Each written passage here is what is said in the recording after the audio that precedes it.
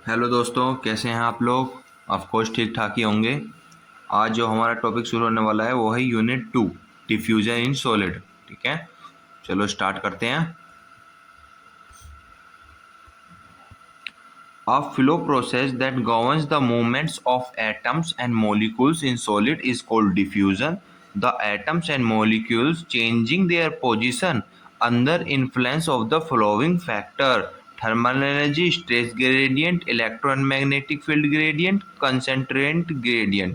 ठीक है, क्या है ये? ऐसे समझो कि डिफ्यूजन एक ऐसा प्रोसेस होता है जिसमें एटम्स और मॉलिक्यूल्स सॉलिड के अंदर अपनी पोजीशन चेंज करते हैं। ये मूवमेंट कुछ फैक्टर की वजह से होते हैं जो तुम्हारे सामने, जैसे कि थर्मल एनर्जी हो गया, स्ट्रेस ग्रेडियंट हो गया, इलेक्ट्रिक और मैग्नेटिक फील्ड हो गया, और फिर कंसंट्रेशन ग्रेडियंट हो गया। इन फैक्टर की वजह से ये डिफ्यूजन होते हैं atoms and molecule in solid अपने पोजीशन के अकॉर्डिंग। ठीक है, अब ये जो atomic vibration in solid is an inherent phenomena.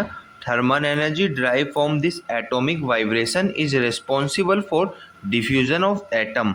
Vibration amplitude of atom increase with increase in temperature at absolute zero. The probability of diffusion is zero.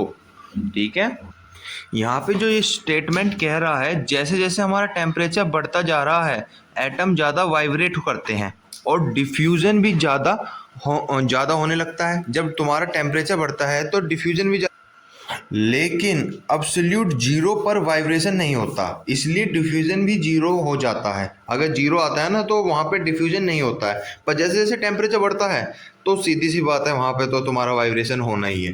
ठीक है, और डिफ्यूजन तो होना ही है। एक इसमें सबसे बढ़िया एग्जांपल है कार्बोराइजेशन ऑफ गेयर। इसमें कैसे कैसे बताया गया है कि कैसे कैसे टेम्परेचर कम है तो उस पर क्या रिएक्ट हो रहा है, टेम्परेचर ज़्यादा है तो उस पर क्या रिएक्ट हो रहा है। तो कार्बोराइजेशन क्या है, पहले यही समझ लेते हैं। एक कार्बन का कंसंट्रेशन होता है जिसमें इंक्रीज करने पर हीट टेम्परेचर तुम्हारा प्रोसेस होता है विच नोन एज कार्बोराइजेशन। ठीक है, carburisation involves diffusion of carbon in steel. ठीक है, जैसे कि लो कार्बन स्टील पे क्या है, गुड मैकेनिकिंग है। ठीक है, wear resistance on the surface require higher is there teeth of gear mesh during transfer of power. Wear resistance पे होगा।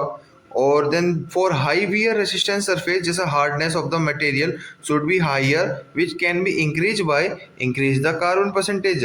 यहाँ पे देखा गया हर टेम्परेचर पे क्या रिएक्ट हो रहा है। ठीक है, ये भी आप एग्जाम्पल में लिख सकते हो। ओके, ये भी सबसे बढ़िया एग्जांपल है। यहाँ फॉर्मेशन हो रहा है पीएन जंक्शन का, जो ऐसा ही सबस्ट्रेट है वो कैसे टेम्परेचर के अकॉर्डिंग बदलाव कर रहा है। ये वाला भी एक सिंपल सा डायग्राम आप बना के आ सकते हो। ठीक है भाई जनाब, डिफ्यूजन के भी दो टाइप हैं। एक टाइप है माइक्रोस्कोपिक और एक है मैक्रोस्कोपिक। इसमें यह दिखाया गया है कि it involve movements of individual atoms molecules in random direction. भैया जो माइक्रोस्कोपिक डिफ्यूजन है ना वो कहीं भी जा सकते हैं, मतलब randomly atom and molecule move करते हैं। पर जो माइक्रोस्कोपिक डिफ्यूजन है इसे तो आप ऐसे समझो कि ये सिर्फ इनका तो जो डायरेक्शन है ना वो प्री डिफाइन है, ये रैंडम नहीं घूमता, बस इतना ही इसमें डिफरेंस है। Not in the random direction, raider along a pre defined direction, ये प्री डिफाइन है। ओके, अब बात की जाए माइक्रोस्कोपिक के भी तुम्हारे टाइप है कि माइक्रोस्कोपिक के कितने कितने टाइप हैं। ठीक है, माइक्रोस्कोपिक डिफ्यूजन के टाइप है तुम्हारे सेल्फ डिफ्यूजन, जो बेसे प्योर मेटल के अकॉर्डिंग अपना डिफ्यूज करता है। फिर आता है inter diffusion. It involves with binary matter alloy system such as सीयूजेन, सीओ निकुलर एटेक्सरा। तो यहाँ पे क्या कर रहा है, ये अलॉय सिस्टम के अकॉर्डिंग डिफ्यूज होता है। Grain boundary diffusion, the atom diffuse along the grain boundaries. वैसा आपने देखा होगा तो नाम के अकॉर्डिंग ही डिफ्यूज हो रहा है, नाम भी ऐसे ही रखा है। तीसरा देख लो, चौथा surface diffusion, the atomic movement takes place along the surface of system, ये सरफेस की वजह से डिफ्यूज हो रहा है। तीसरा देख लो volume diffusion, and movement occur throughout the volume of solid, solid के वॉल्यूम के अकॉर्डिंग ये डिफ्यूज हो रहा है।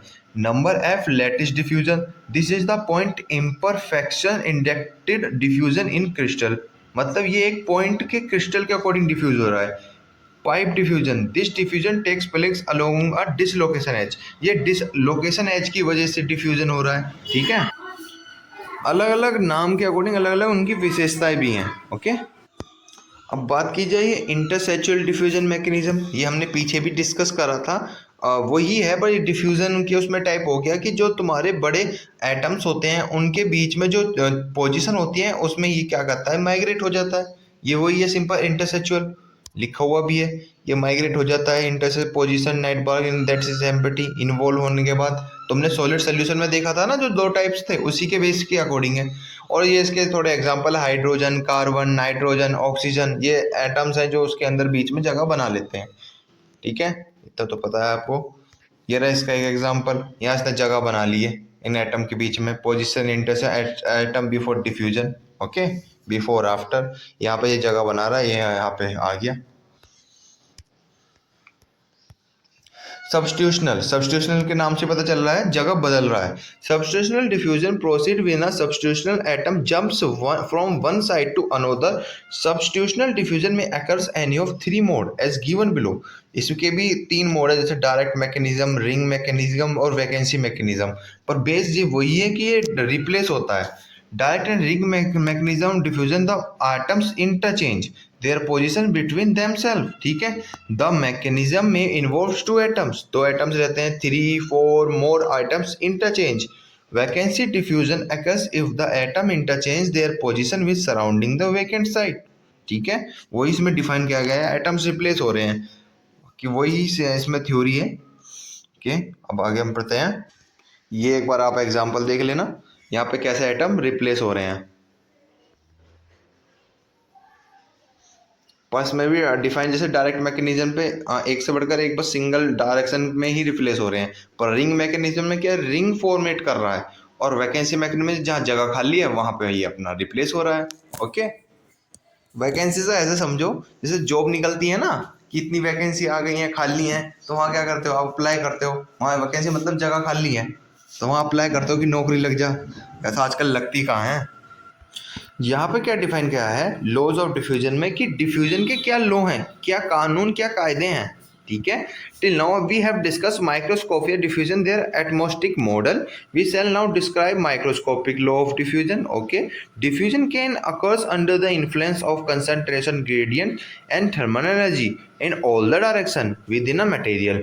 We shall consider diffusion mass flow under concentration gradient for one dimensional case only. ठीक है, Fick's has a given two laws of diffusion.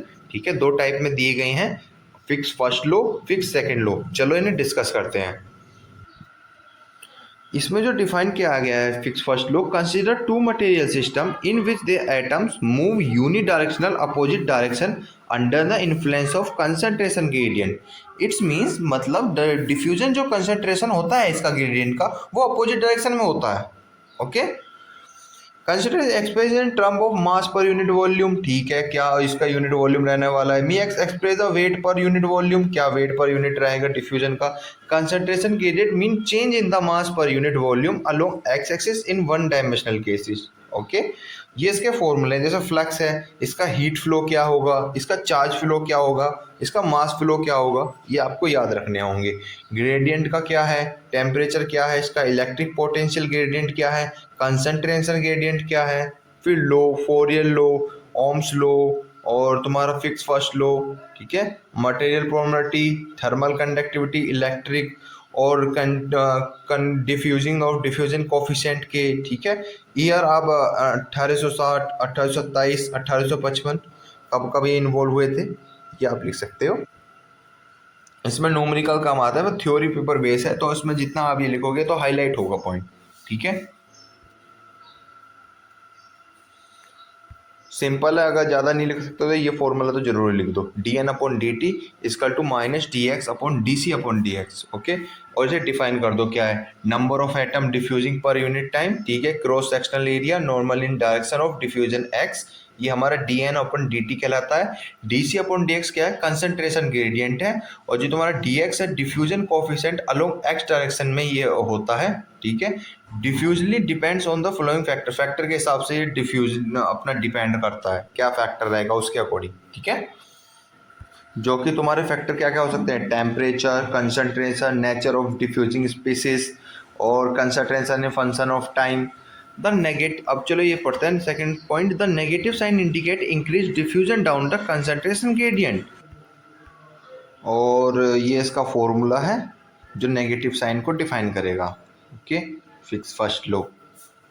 अब इसके भी एक बार देख लो क्या क्या क्या इसके अंदर इंडिकेट हो रहे हैं, क्या क्या डिफाइन हो रहे हैं। ठीक है, इतना भी लिख कर आ जाओगे तो आराम से पास हो जाओगे, क्योंकि इन फॉर्मूले को भी आपको समझाना होगा। जैसे जे एक्स है diffusion flux marks per unit cross sectional area per unit के हिसाब से ये देखा जाएगा। In figure two concentration profile are shown under steady state situation. Straight line profile indicate that diffusion is independent of concentration. ठीक है, profile will be non linear when D X equal to F C, और जो D X D C upon D X होने वाला है वो constant होने वाला है। The plot does not show time as a variable because in study states the profile and diffusively are not function of time. ठीक है, जे एक्स एक्स टी मतलब diffusion flux can change with position and time. ये क्या हो गया, ये unsteady state हो गया। यहाँ पे क्या हो रहा है, डिफ्यूजन फ्लक्स चेंज हो रहा है किसकी वजह से, पोजीशन, वो भी टाइम की वजह से, वो अनस्टेडी स्टेट हो गया। पर J X X diffusion flux do not change with time, वो टाइम के अकॉर्डिंग नहीं हो रहा, तो वो क्या होगा, वो स्टेडी स्टेट होगा। ठीक है,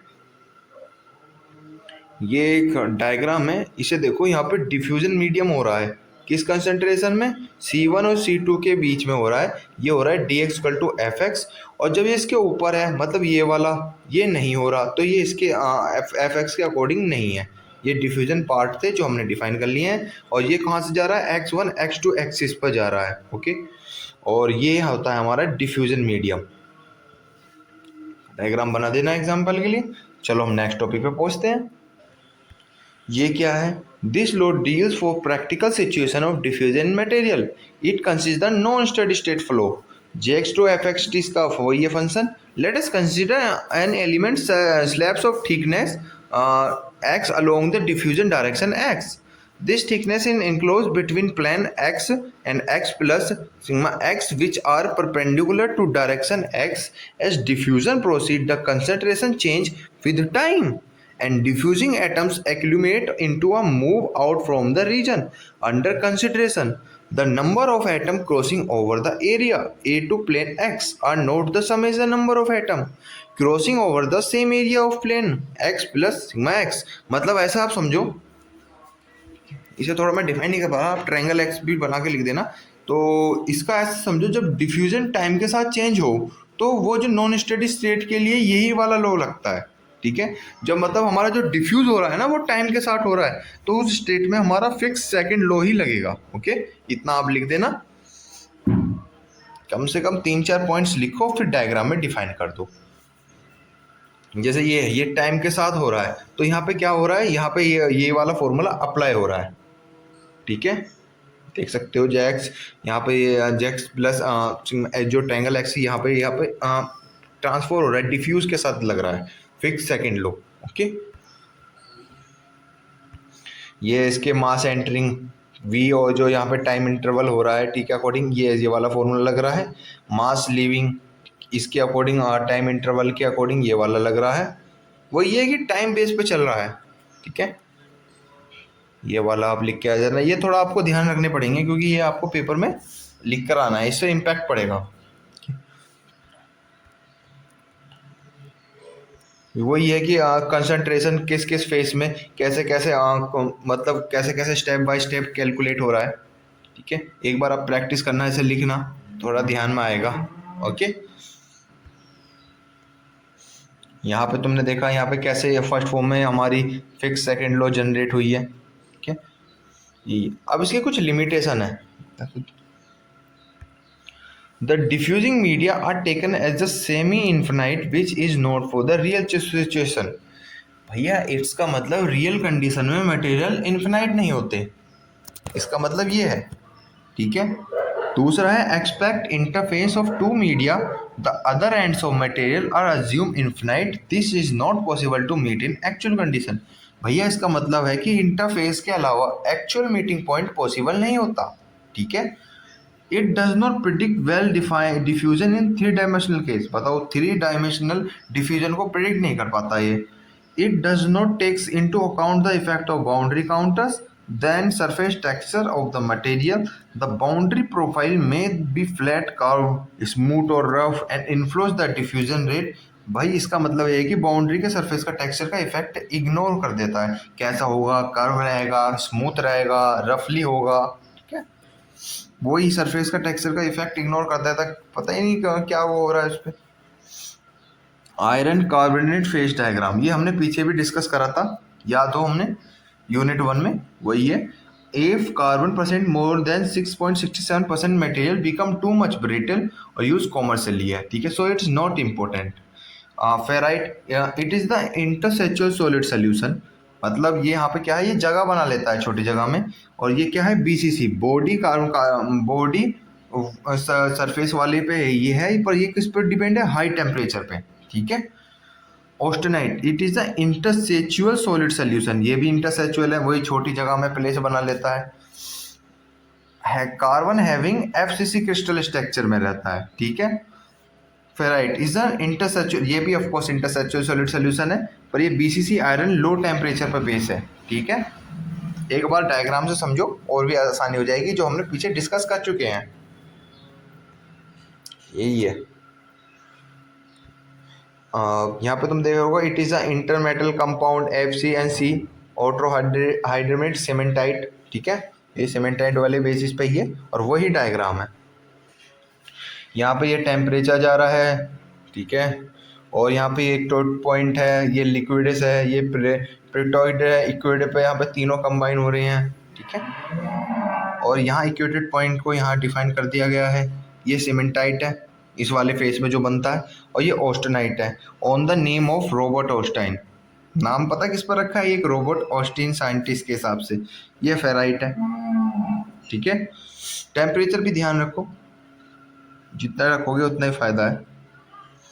ये उसके रिएक्शन है, पीछे डिस्कस डिस्कस कर सके कैसे कैसे बन रहा है। ये देखा प्रिटेक्टेड रिएक्शन पर कैसे कैसे तुम्हारा इन दोनों को बन के क्या कंबाइन बन रहा है, एओर्टिक रिएक्शन पे कैसे कैसे ये एक लिक्विड सॉलिड स्टेट में कैसे कन्वर्ट हो रहे हैं। ये एक टोटल रिएक्शन है, तुम्हारा एक सॉलिड स्टेट कैसे दो सॉलिड स्टेट में कन्वर्ट हो रहे हैं। ये पीछे तो हमने यूनिट 1 में आराम से डिस्कस करा था, पर हाँ अगर तुम यूनिट 2 देख रहे हो उससे पहले आप यूनिट 1 देख लीजिए, वही तुम्हारा आगे का बेस मजबूत होगा।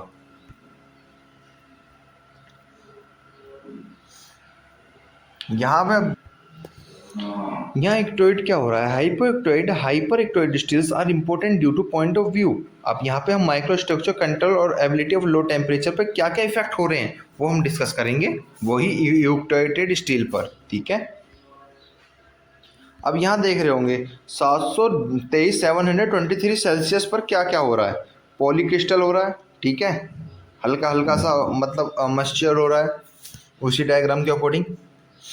तो यहाँ पे जो 723 पर है, तो वहाँ पे क्या क्या डिफेक्ट हो रहे हैं ये इसमें दिखाया गया है। हल्के हल्के क्रिस्टल से हो रहे हैं, हार्डनेस आ रही है धीरे धीरे, ठीक है। जैसे पानी धीरे धीरे बर्फ बनता है ना, वैसे परत सी आ जाती है ऊपर, वैसे हो रहा है।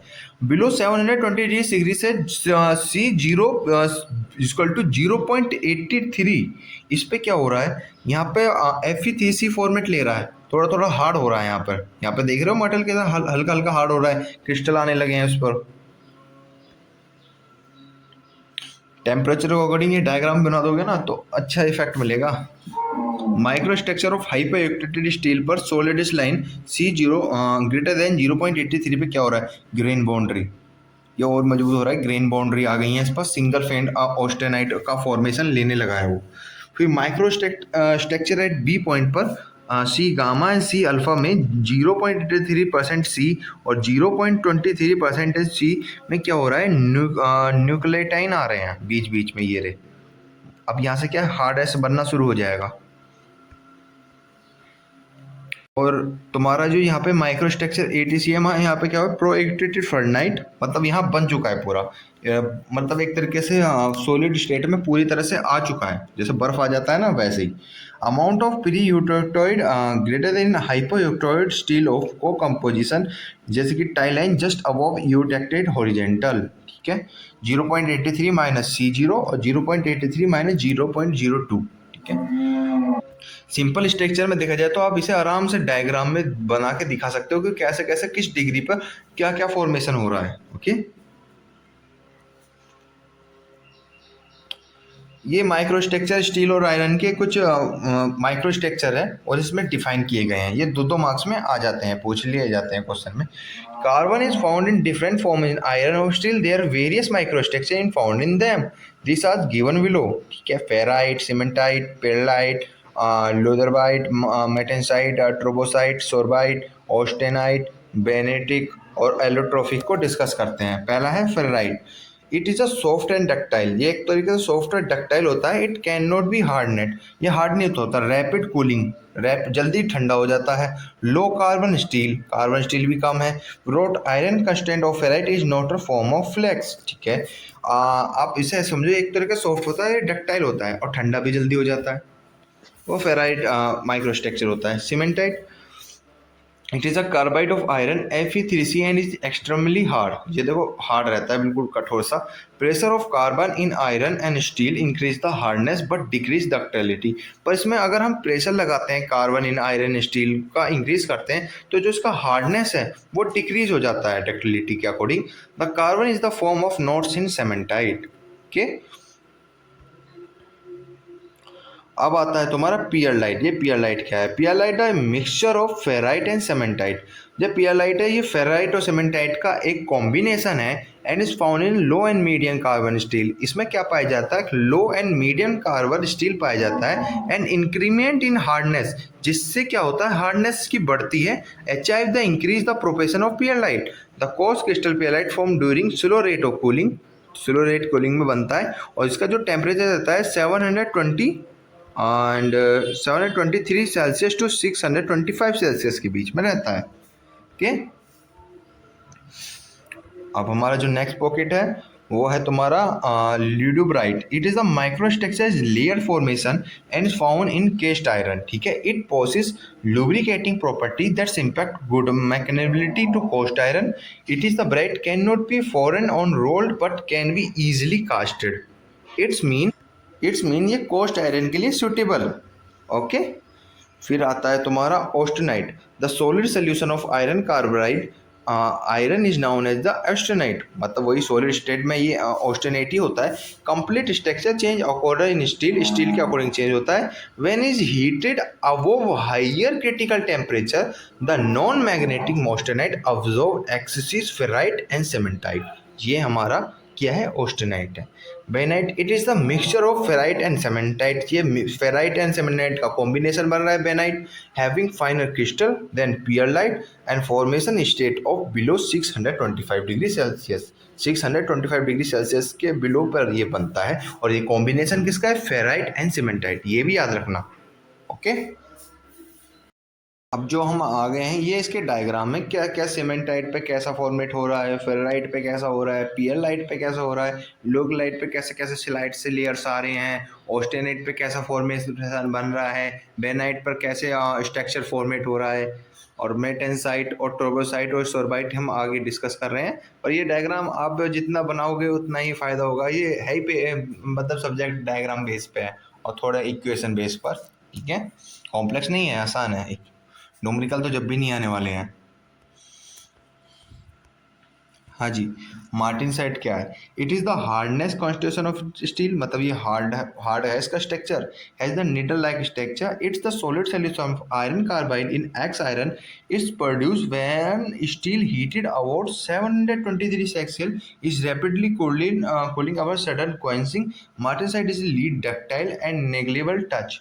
मतलब ये सीधी बात है, हीट करोगे 723 डिग्री सेल्सियस पर और ये ठंडा भी जल्दी हो जाता है, पर हार्डनेस ज़्यादा है इसकी। फिर आता है हमारा दूसरा troostite structure. It is obtain by the sudden quenching heated steel, पर उससे कम ही है। और by cooling the steel rapidly, इसकी भी रैपिडली ही ठंडा होता है ये भी। Structure साइडली granular. टोरोसाइट में भी द प्राइमरी और सेकेंडरी टाइप। ठीक है, primary troostite is the form of directly from austenite, जैसा इसका फॉर्मेशन है। Secondary troostite result from tempering of martensite. Troostite is intermediate is hardness between martensite and sorbite. वही है कि इसका जो हार्डनेस है वो मार्टेंसाइट से तो कम ही है। ठीक है, मार्टेंसाइट का हार्डनेस ज़्यादा है। सोरबाइट क्या है? It is the reheating temperature is increase decomposition of steel begin the causes of changing troostite into sorbite. मतलब हम जब रीहीट करते हैं टेम्परेचर को तो वो ट्रोवाइट से सोरवाइट में बदल जाता है। The formation of sorbite does not take place spontaneously, rather it occurs gradually. Although sorbite less ductile than pearlite, pearlite से कम डक्टाइल है इसका। It's the tensile strength and yield point is higher depending upon the chemical composition size of job. ना कितना size होगा, कितनी degree पर hardening होगी। Sorbite begin to form of 400 celsius and hand set about 680 degree celsius. Okay, अब जो बात की जाए ऑलोट्रोफिक फॉर्म ऑफ स्टील, ये क्या है? ये some substance exist more than one crystal form. This form are stable, have same composition but different crystal structure. This change in crystal structure occur different temperature of pressure. Both behaviour is known as polymorphism और allotropy. It's mean अलग अलग temperature पे अलग अलग time पर कैसे कैसे हमारा जो स्ट्रक्चर है वो फॉर्मेट होता है, बदलता है, तो उसी हम एलोट्रोफिक फॉर्म ऑफ स्टील कहते हैं। एग्जाम्पल के लिए alpha iron, gamma iron FCC और ये BCC iron is non magnetic above 768 degree Celsius. ठीक है, अब आते हैं सबसे interesting point, triple T diagram. Isothermal transform diagram से भी नवाजा जाता है इसका नाम, और ये ट्रिपल टी डायग्राम इसे शॉर्ट फॉर्म में कहते हैं। और transform steel and critical cooling curve में इसे डिस्क्राइब किया गया है। इसकी फुल फॉर्म है टाइम, टेम्परेचर एंड ट्रांसफॉर्मेशन। जो आपको फिगर में दिख रहा होगा, ये जो अपना जब तक माइक्रोस्ट्रक्चर जो शेप बदलता है ना, end of transformation also called C curve. C curve में इसका ट्रांसफॉर्मेशन होता है। सबसे बड़ी बात इसमें ये डिफाइन किया गया है कि कैसे कैसे हमारा जो माइक्रोस्ट्रक्चर है वो टेम्परेचर को जब हम ठंडा करते रहते हैं उसमें कैसे कैसे बदलता है। ठीक है, इसमें चलो डायग्राम से समझते हैं कैसे कैसे हो रहा है। यहाँ पे देखो, ये ट्रांसफर यहाँ से बिगिन से स्टार्ट हो जाता है, यहाँ पे स्टेबल रहता है ऑस्टेनाइट, पर जैसे जैसे नीचे ठंडा होता जा रहा है ना टेम्परेचर, वैसे वैसे मेटल बदलता जा रहा है। ठीक है, जैसे ये वाला है, ये है एनेलिंग, मतलब फर्नेस कूलिंग स्लो, यहाँ पे ठंडा धीरे धीरे हो रहा है। ठीक है, यहाँ ऑस्टाइन हो गया, ऑस्टाइन पर पियरलाइट आ गया, फिर आता है तुम्हारा ये वाला कॉम्बिनेशन, ये नॉर्मलाइजिंग है, मतलब इसका कूलिंग थोड़ा सा हाई रेट है पर एवरेज समझो। ठीक है, और जो ये वाला है इसका कूलिंग ज़्यादा ही रहता है, हाई, तो यहाँ पे ये ठंडा हो जाता है पूरी तरह से, मार्टेनसाइट फॉर्मेट ले लेता है, हार्डनेस बन जाती है उसकी। ठीक है, और ये जो चेंज हो रहा है वो किस में हो रहा है? सी कर्व में हो रहा है। ठीक है, इतना बना लेना। और उसके बाद यहाँ फिर मेटल्स के नाम रख लेना, nose, start of transformation, start of transform end of transformation कहाँ खत्म हो रहा है, यहाँ बेनाइट फॉर्मेशन ले रहा है, यहाँ फाइनाइट पियरलाइट बन रहा है, यहाँ कोर्स पियरलाइट बन रहा है। ठीक है, और इसमें आप एग्जांपल में भी लिख सकते हो, जैसे आप पानी को ठंडा करते चल रहे हो ना, अपना लो टेम्परेचर में कैसे कैसे फॉर्मेशन में हो रहा है ये। जैसे ये एवरेज है, एवरेज में क्या है कि पानी, मतलब जैसे आपने पानी की बोतल रख रखी है वो ठंडा हो जाता है, तो वो क्या हो रहा है, वो नॉर्मलाइज हो रहा है। ठीक है, एनेलिंग क्या हो रहा है, वो धीरे धीरे स्टार्ट मतलब शुरू हुआ है। और हाई रेट पे तो तुम्हें पता ही है बिल्कुल, मार्टेनसाइट बन जाता है। मार्टेनसाइट क्या होता है? हार्डनेस, जिसकी हार्डनेस ज़्यादा है। ये टेम्परेचर आप थोड़ा डिफाइन कर देना, सिंपल है, ईजी है। ये है कि आपको इस फॉर्मेशन को बनाना है पूरी तरह से, पॉइंट्स को ध्यान में रखना है, रटना नहीं है, बस ध्यान में रखना है कि क्या क्या फॉर्मेट हो रहे हैं, क्या क्या बन रहे हैं। ओके, हाँ जी, क्या क्या इफेक्ट होते हैं रेट ऑफ कूलिंग में जब ठंडा हो रहा है ट्रिपल टी डायग्राम में, तो वो इसमें दिखाया गया है। स्लो और fast decide to transmission formation, this process में बी समराइज फॉलो। ठीक है, Analytic is a heat treatment process in which cooling is done in furnace and rate of cooling is very slow as 10 degrees Celsius or less than. ठीक है, normalizing is a heat of treatment process which cooling is done in presence of ambient air and rate of cooling is 50 degrees Celsius or less. ठीक है, condensing a heat treatment process in sudden cooling is done and rate of cooling is 350 degrees Celsius as more. ठीक है, the formation of martensite start as MS and finishes MF. Martensite structure distorted to body centroid trigonal due to interstitial carbon atoms, वही अपनी जगह बना लेता है वहाँ पे। यहाँ पे देख रहे हो कैसा डायग्राम बन रहा है, यहाँ पे ये इंटरसेक्चुअल का काम कर रहा है, जगह बना रहा है इनमें। ठीक है, ये मैटेनसाइट तो पता चल गया, तो वो कितना हार्ड है, वो डक्टाइल है, पर जो टेम्पर्ड मैटेनसाइट है ये और भी हार्ड है। इसे हम बनाते हैं और भी हार्ड है, martensite is very hard, so brittle that can not be use most typical. पर एक दिक्कत है इसमें, ये ब्रिटल है, ज़्यादा प्रेशर लगाते हैं टूट जाता है। रियल लाइफ एग्जांपल से समझो, तूने एक वो देखा है मिरर सा, जो हमारे ट्रैफिक्स में लगते हैं, बसों में, गाड़ी में, उन वो हार्डनेस ज़्यादा रहता है, पर जैसे हल्का सा मतलब ज़्यादा ही प्रेशर लगता है तो वो एकदम स्मॉल स्मॉल पीसेस में बिखर जाते हैं, छोटे छोटे टुकड़ों में। तो वो क्या है, वो डिफाइन हो रहा है टेम्पर मेटेसाइट, ठीक है, is known as tempering, means interstage relieved heat treatment. Temper is heating martensite steel to temperature below the electrolyte for specific time period. This temperature allowed by diffusion process formation of temper martensite. ठीक है, ये इसका temperature है, ये एक की point है, से याद रख लेना। और मार्टेसाइट के कैसे टेम्पर मार्टेसाइट में तब्दील हो रहा है, एक ये वाला फॉर्मेशन याद रख लेना। इसमें यह दिखाया गया है कैसे कैसे तुम्हारा हार्डनेस इंक्रीज हो रहा है टेम्परेचर के अकॉर्डिंग। यहाँ पे देख रहे हो कैसे कैसे हार्डनेस हो रहा है, कॉस पेरलाइट से फिर फाइन पेरलाइट आ रहा है, फाइन पेरलाइट से हार्डनेस बढ़ के फिर बेनाइट आ रही है, टेम्पर्ड मार्टिन बन गया है, फिर मार्टिन साइड से फिर मार्टिन साइड बन रहा है। यहाँ पे क्या हो रहा है, हार्डनेस बढ़ रही है।